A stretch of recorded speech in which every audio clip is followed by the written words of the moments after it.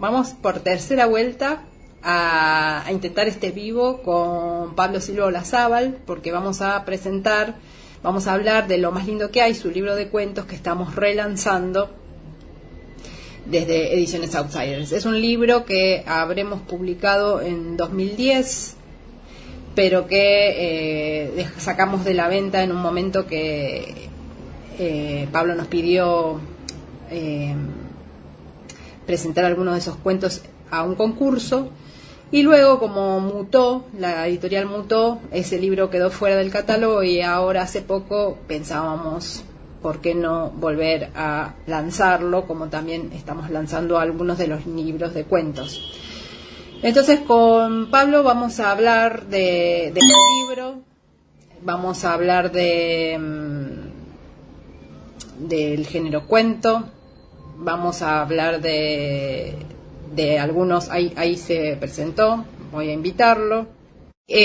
Vamos a hablar especialmente de este libro, que además de ser una muestra, que además está en una plaza, en un parque. Hola, Pablo. ¿Cómo andás? Bien. Fíjate, ahí está. Vamos, ya 3 veces empecé el vivo, pero digo, bueno, vamos a volver a empezar porque es lo que queda grabado después, ¿no?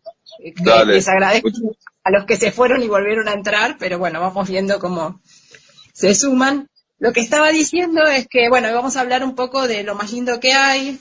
Conté un poco las idas y vueltas. ¿Cuándo fue? No me fijé en los legales, pero habrá sido en 2010 que salió. No, creo que 2015. 2015.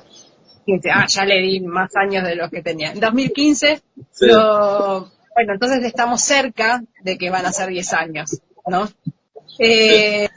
Y les contaba esto, que salió de catálogo para un concurso, y luego, como la editorial mutó, no lo volvimos a incorporar, y ahora que vuelve, bueno, eso fue lo que comenté para que vos estés al tanto de lo que hablé hasta ahora. Pero que... Dale, perfecto. Sí. No, nada, que perfecto, me parece perfecto, y que yo ahora estoy acá en una plaza, en un pueblo que se llama Castillos, que está a 12 kilómetros del océano. Estoy parando en Balizas, que está al lado de Aguas Dulces, o sea, estaba en la playa, para la playa no porque está lloviendo, y hace frío ayer y hoy, pero bueno, nada, estamos acá para hablar de lo más lindo que hay. De lo más lindo que hay. Además, justo, está el clima como el cuento de Lo más lindo que hay. Sí, ¿no? Sí, esas. Bueno. No, y lo que estaba justo diciendo cuando te sumaste es esta idea hablando de que lo sacamos por el concurso del catálogo, y esta idea de que es como un libro semilla, como un libro muestra, porque ¿qué pasó con ese concurso y con los libros que se ramificaron a partir de Lo más lindo que hay? Bueno, a mí lo que me pasó ahora, preparando un poco la charla que vamos a tener ahora, por un lado con el concurso no pasó nada, no ganó nada, aunque anteriormente Lo más lindo que hay había sido mencionado en el concurso narradores de banda oriental, ¿no? Había tenido una mención. Y en realidad era porque yo armé otro libro donde usé algunos de esos cuentos, y ahí no gané nada, no pasó nada. Pero lo que pasó ahora, y me fijé, para la charla, y me sorprende un poco, viste, son esas cosas que me sorprenden, es que muchos de los cuentos, te diré 4 o 5 de un total de 9 o 10, 9, sí, están usados, los usé para una novela que salió el año pasado, o sea, en el 2022.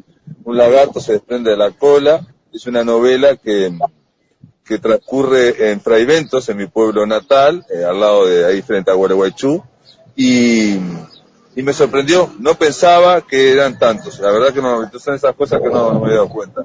Y luego hay otro cuentito chiquito que se llama La vida amorosa de Thelonious Monk, que eso en el 2018 generó un libro de microficción, como era cortito, se generó ese libro de microficción o de cuentos cortos, digamos, no son microficciones estas pequeñas, que es el librito de La vida amorosa de Thelonious Monk, así se llama el cuento que figura en Lo más lindo que hay, La vida amorosa de Thelonious Monk, ha tenido una suerte rarísima, porque por un lado en el 2022 fue publicado en una edición digital en Francia, en una edición digital que está libre, en un proyecto web que se llama La Coquette, y ahora, hace 15 días, salió finalmente traducido en Italia.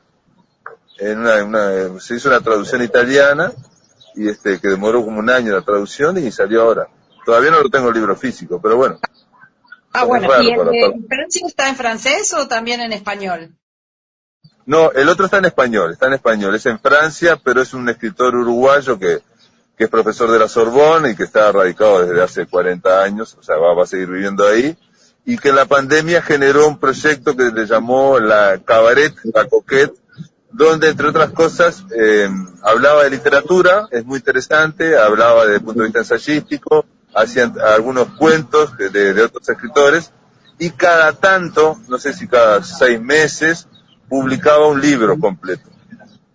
Y bueno, me pidió La vida amorosa de Thelonious Monk y bárbaro.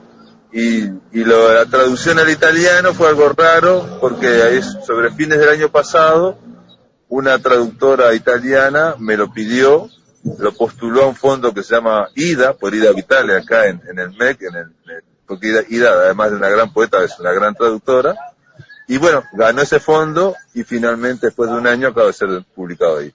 Todo eso está lo más lindo que hay, pero yo no, claro, son esas cosas que uno lo ve mirando hacia atrás, ¿no? Si no, no lo sabes. Bien, pero bueno, entonces quiere decir que si alguien que ve este vivo no conoce tu obra y está interesado en un primer abordaje, lo más lindo que hay es una buena puerta de entrada, porque se abre hacia cosas nuevas que surgieron después de lo más lindo que hay. Sí, ya te digo que pasaron 8 años. Mira, tengo incluso acá el listado de los cuentos. Esto es solamente para mí, pero me sorprendió, porque yo sabía que había 1 o 2. Jamás pensé que había tantos. Los cuentos se llaman Zapatos Blancos, Cosas halladas en un Mamboretá, Presencia en el aire, que es de fútbol, y El retrato del abuelo. Son estos 1, 2, 3 y 4 cuentos. 4 cuentos. Me sorprende porque yo por lo menos no soy tan consciente de que después aparezcan en un proyecto de novela, ¿no? En realidad es una novela, es un macro relato que salió el año pasado. Es una novela, para mí es una novela, pero bueno, tiene adentro cuentos. Cuentos, de eso te iba a preguntar, porque para hablar un poco del género cuento, porque sí. ¿Cómo es esto esta novela que contiene los cuentos? ¿Sería como una estructura como Las 1001 noches? Una cosa así, algo que dentro... Sí. En realidad, porque aquí me han dicho algunos, no es una novela, son cuentos, ¿viste? En Uruguay somos muy formales, ¿no? Porque a esta altura del partido, en el siglo XXI, novela puede ser casi cualquier cosa. Pero bueno, técnicamente, como decís vos, serían relatos enmarcados. Uh-huh. Y es un tipo, es un narrador, un personaje que tiene 87 años, pero que va a contar historias de su pueblo, de Fraiventos, ocurridas a la hora de la siesta, y que tienen que ver con niños o preadolescentes. Entonces todos estos cuentos que mencioné, Zapatos Blancos de un niño, Cosas halladas de un Mamboretá tiene 7 años, Presencia en el área es un preadolescente de 11, y El retrato del abuelo también es un preadolescente o un adolescente, en fin, y todos transcurren en esa hora y todos transcurren en un pueblo. Obviamente, cuando yo fui escribiendo eso a lo largo del tiempo, no lo pensaba así. Después en un momento los empecé a agrupar como cuentos, y después en otro momento se me generó la historia. Que esto es un personaje, bueno, no te voy a contar toda la historia, pero es un personaje que va hablándole a otra persona. Todo el libro es una carta a un investigador de Tucumán, de la Universidad de Tucumán, que se llama Blas Rivadeneira. El libro se va a llamar Querido Blas. ¿Por qué? Querido Blas es el lector, y Blas Rivadeneira suena a un personaje de ficción, pero es un amigo mío que existe y que es doctor en Tucumán. En fin. Y ahora que decís eso, estoy pensando que después nos decís qué pasó con el cuento Lo más lindo que hay, pero Lo más lindo que hay tiene también una estructura parecida en sí mismo, ¿no? También hay una historia un narrador dentro de otro narrador. También es en la hora de la siesta, ¿no? También es un tipo grande, si bien no va a funcionar como la novela, donde va a haber más de un relato, pero tiene también una estructura parecida. Bueno, sí, en realidad Lo más lindo que hay, que es uno de los cuentos más largos que yo he escrito, tiene eso, ¿no? Relatos dentro de un relato, y esa es la hora de más o menos de la siesta, tenés razón, no me había dado cuenta, pero transcurre en la costa atlántica, ¿no? O sea, se habla del mar, está en el mar, y Fraiventos está frente al río Uruguay, ¿no? O sea, sería otra zona. Y aparte de ahí, digamos, los personajes ya son, digamos, son estudiantes de medicina, estamos hablando de 20 y pico de años. Ay, se nos fue la voz. ¿Me escuchás vos? Porque te dejé de escuchar. Perdón, acá le pasó algo. No, te decía que son, un lagarto se desprende la cola, son frente al río Uruguay, en Fraiventos, y los otros, lo más lindo que hay es frente al océano Atlántico, ¿no? La costa del mar. Sí. Y aparte, los personajes son mayores, son de 20, 22, 23 años, ¿no? Algunos son estudiantes de medicina, otros ya terminaron. Sí. Pero sí, y ese cuento ahora va a salir en un próximo libro, que es un libro de cuentos que voy a sacar y que saca todos los cuentos que yo tengo atrasados de hace mucho tiempo. Y lo más lindo que hay es este cuento que a mí me parece muy bueno, que gustó mucho. Y entonces, nada, va a salir en papel acá en Uruguay. Sí, ¿y cómo se va a llamar? ¿El libro nuevo? El libro, bueno, no le había contado a nadie porque esto va a ser en 15 días, pero se va a llamar El extraño caso del enigma Gardel y otros cuentos. Ah, bien. Y comienza con un cuento que es muy fantástico sobre Gardel, el enigma Gardel, de la doble personalidad de Gardel, y termina, eso me di cuenta ahora también, no fue sin querer, y termina con dos cuentos que son de autoficción, son más autobiográficos, ¿no? O sea, empieza en lo más fantástico y va graduando. Una de las cosas que me gustó editar con Outsider fue que fue la primera vez que en el caso de Outsider se contrató, digamos, que trabajé con una editora, ¿no? Que era una escritora, que es Leticia Martin, y para mí fue una gran experiencia. O sea, es una de las cosas que más agradezco a Ediciones Outsider. ¿Por qué? Porque me pasaron dos cosas con esa edición. Por un lado, el tema de, que ahora me pasó también con el próximo libro, pero digamos, con Outsider fue la primera vez. Presentar un grupo de cuentos y que alguien me dijera, mirá, están buenos, pero aquí hay dos que me parece que no van, ¿no? Porque había un cuento que era sobre una narración histórica, o sea, tipo cuento histórico, en el siglo XIX, contra los indios, ¿no? Era que militares contra indios, y Leticia Martin me dijo que le parecía que ese no tendría que ir, y bueno, lo sacamos. Yo sigo siempre la idea del libro de cuentos que sea lo más heterogéneo posible. No, a mí no me funciona la idea esa que está tan extendida del libro conceptual, ¿no? O sea, de un libro de cuentos en torno a un concepto, a un espacio, en fin, o a una primera persona, tercera persona, eso a mí no me funciona. Y la otra cosa que me pasó, que yo le dije inmediatamente a Leticia que sí, que tenía razón, con los dos cuentos, el otro no me acuerdo cuál era, y lo que me pasó es que tenía otro cuento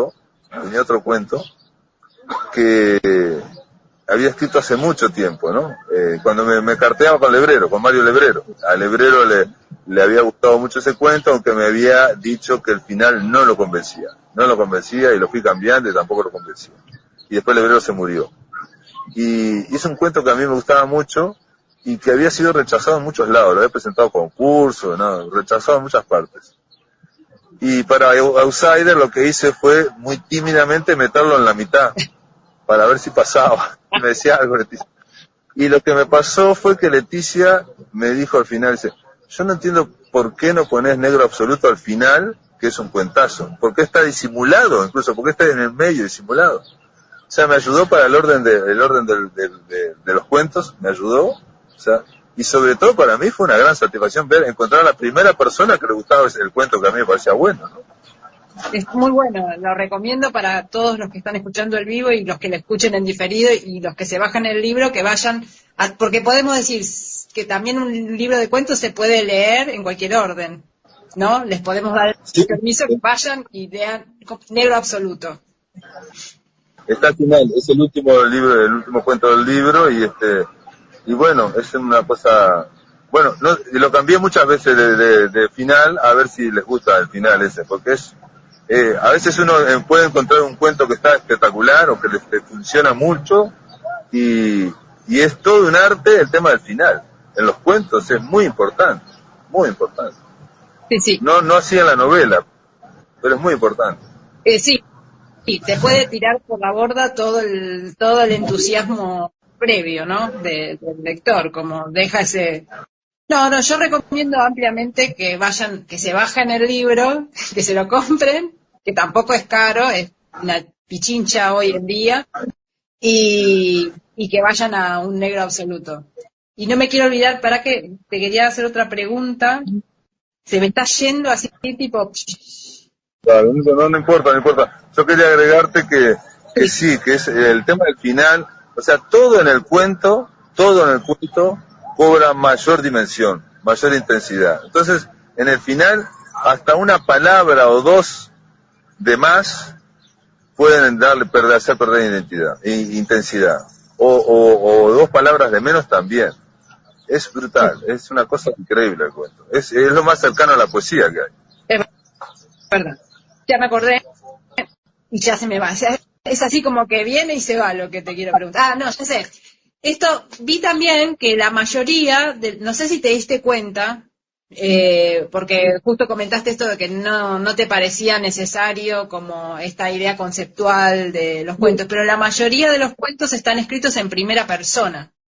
No sé si vos de eso te diste cuenta, y si no tenés también por ahí, no sé, esta novela, bueno, donde aparece este hombre grande que cuenta los cuentos de siestas y también está en primera, si vos te sentís como más cómodo en esa persona o es una casualidad. No, sí, en la novela esta del año pasado, Un lagarto se desprende la cola, está todo en primera persona. Todo en primera persona.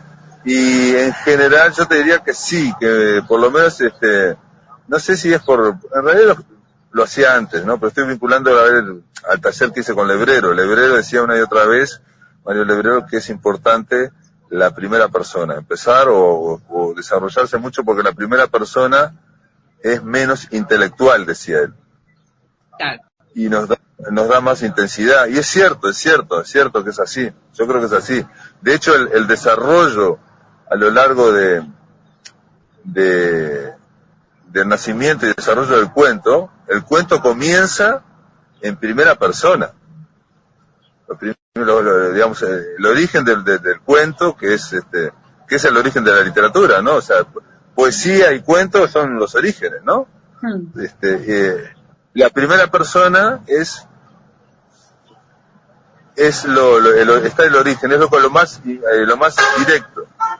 La tercera persona es algo posterior.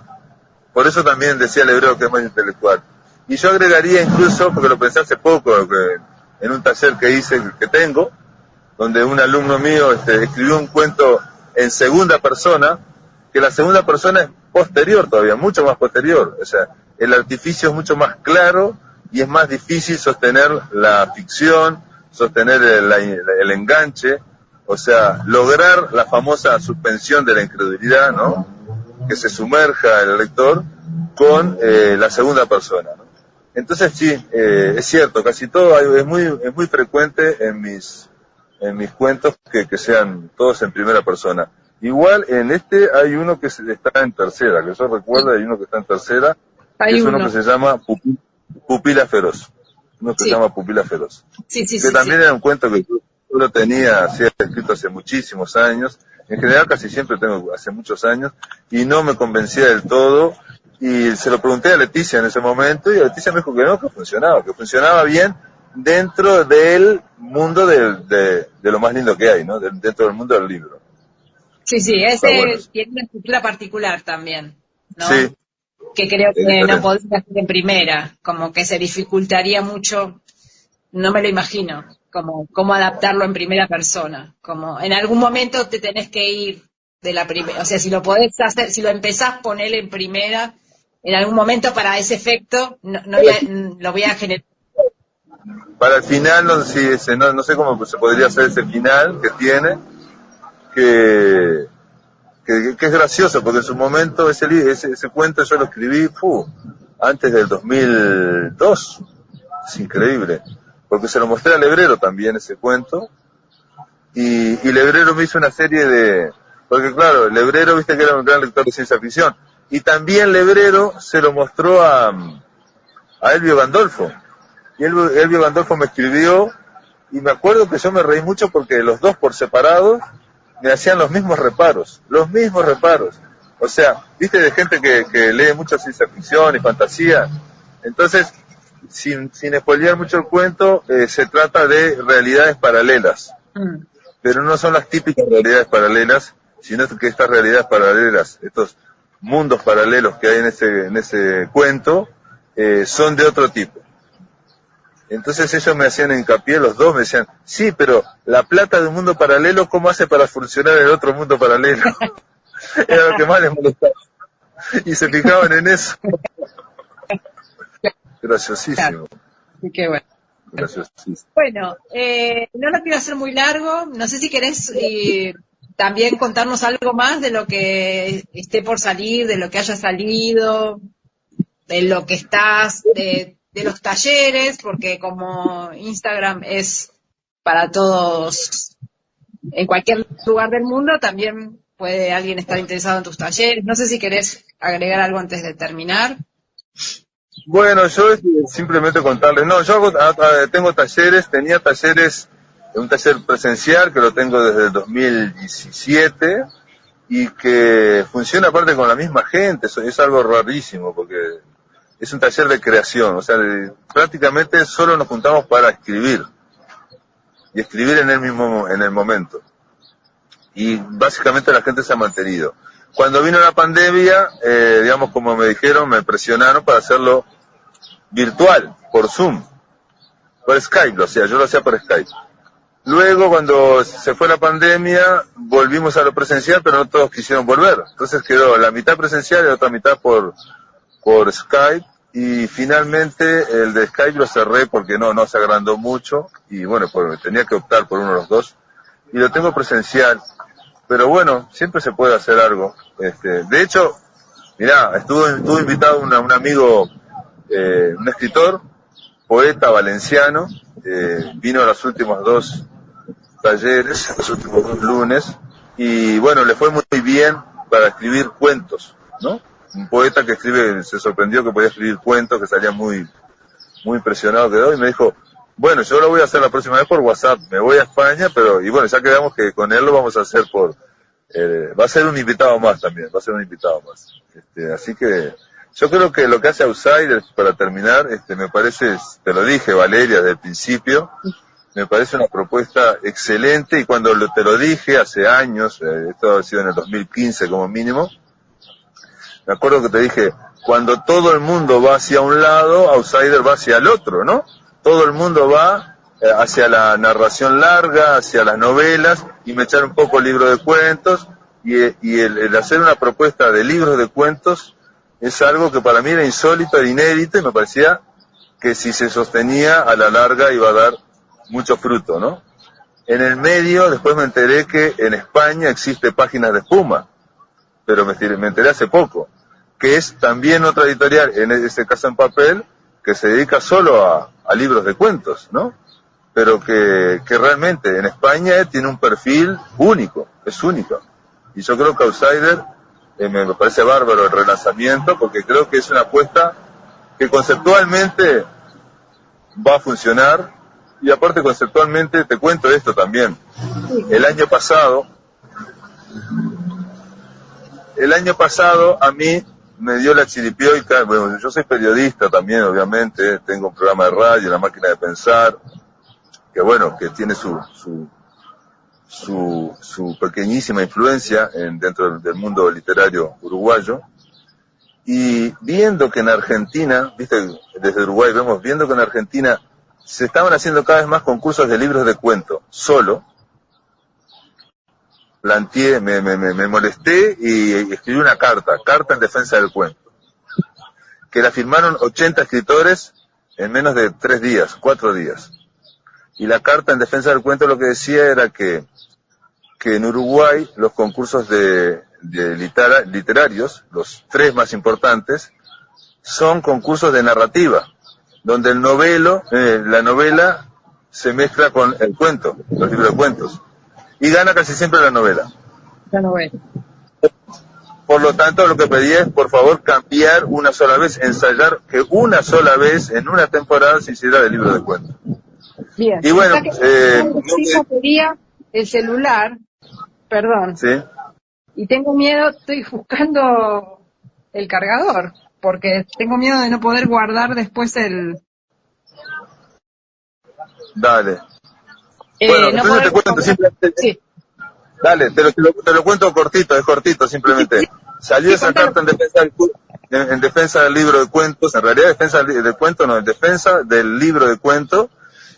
No ocurrió lo que yo pensaba. Los 3 concursos que hay en Uruguay, que tienen 50 años, hace 50 años que están haciendo concursos de narrativa, donde hay novela versus cuentos, pero sí lo que ocurrió fue un efecto como secundario, inesperado, fue que del Ministerio de Educación y Cultura lanzaron un fondo a principios de año, se llamó el Fondo Felisberto Hernández, para presentar libros de cuentos y dar apoyo editorial. Entonces fue un concurso donde se salieron 6 libros de cuentos y se financió la edición de 6 libros de cuentos, con este fondo. Y al final de todo, la historia que ocurrió ahora el mes pasado, a mí me tocó ser jurado de narrativa, de narrativa en la Feria del Libro, que el premio se llama Bartolomé Hidalgo, y el que ganó fue un premio, no ganó una novela, como gana casi siempre, ganó un libro de cuentos que había surgido de ese fondo Felisberto Hernández. Y el libro de cuentos que había surgido de ese fondo Felisberto Hernández es de una autora que tiene 23 años.